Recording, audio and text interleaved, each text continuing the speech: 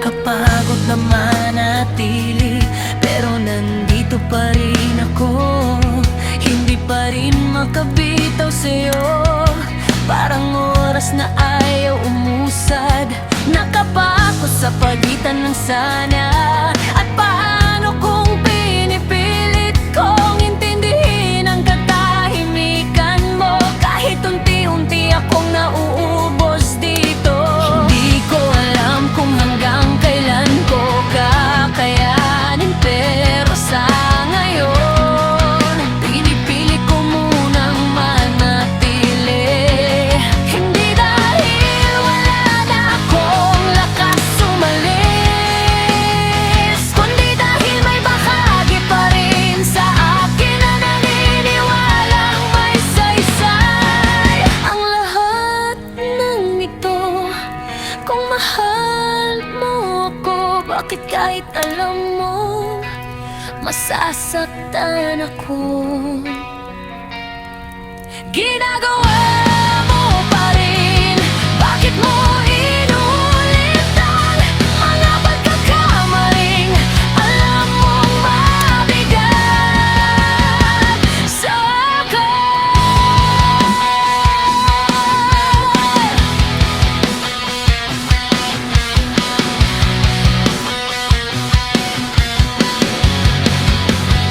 Bakit kailangan ko pang ipaalala ang mga bagay na kusa mo sanang iniingatan? Bakit mas madali sa'yong saktan ako kaysa harapin ang pagbabago?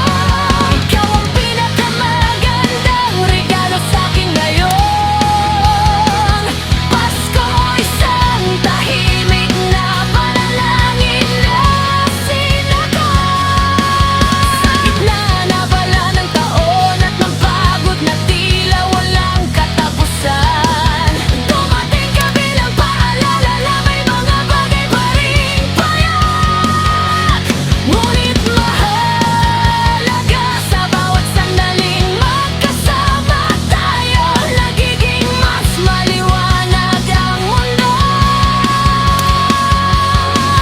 At kung may hihingilin pa ako sa ilalim ng mga bituin, ito'y manatili ang ganitong saya, hindi lang tuwing Pasko,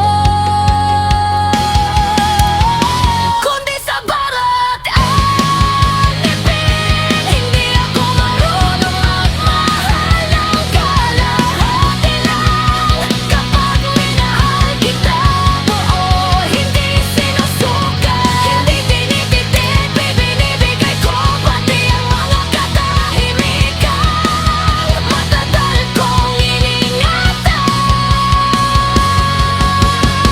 magmamahal ako na parang ulan, minsan banay at minsan rumaragasa, pero laging totoo. At kung sakaling iwanan mo ako,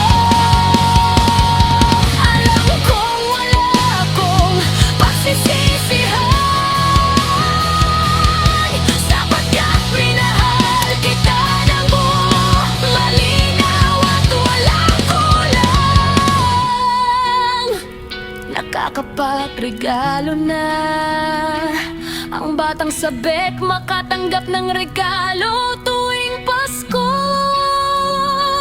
Ngayon siya na mismo ang nagbibigay at natutunan niyang mas masaya pala ang mag-isip kung ano ang ikagagalak ng iba. At sa